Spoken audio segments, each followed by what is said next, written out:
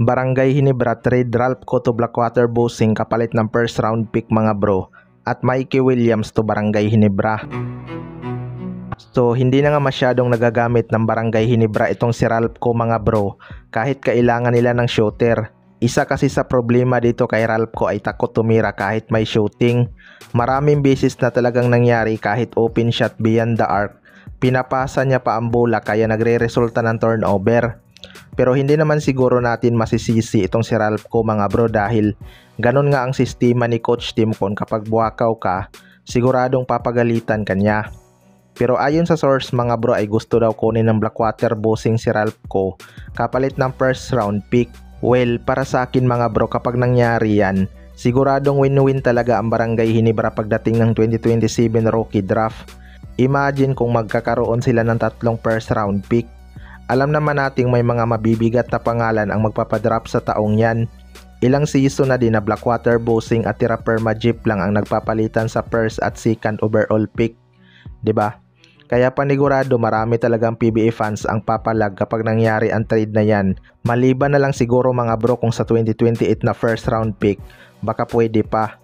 Kailangan din talaga nitong si Ralph Co mapunta sa team na magiging option siya sa opensa para tumaas ang kanyang kumpiyansa gaya ni Bon Pisumal mga bro. Unti-unti na ngang bumabalik ang kanyang laro sa Titan Ultra dahil pinapatira na siya. Sa kabilang banda naman mga bro, Mikey Williams to Barangay Ginebra. Ito ang si Mikey Williams ay hindi nagpakita sa Converge Fiber Xers matapos matrade ang kanyang rights.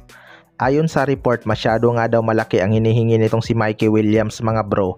Pero hindi pa naman daw sumusuko ang Converge sa kanya. Pinag-iisipan na daw nila na baka i-trade na lang ang rights nito nang mapakinabangan naman kahit papaano dahil si Jordan Hedy nga ang naging kapalit nito. Well, para sa akin mga bro, magandang ang kunin ito ng Barangay Ginebra. Alam naman natin na kulang talaga sila sa firepower. May 2 slot pa nga ang Barangay Ginebra pero ang isa dyan naka-reserve na sa kanilang rookie na si John Abis.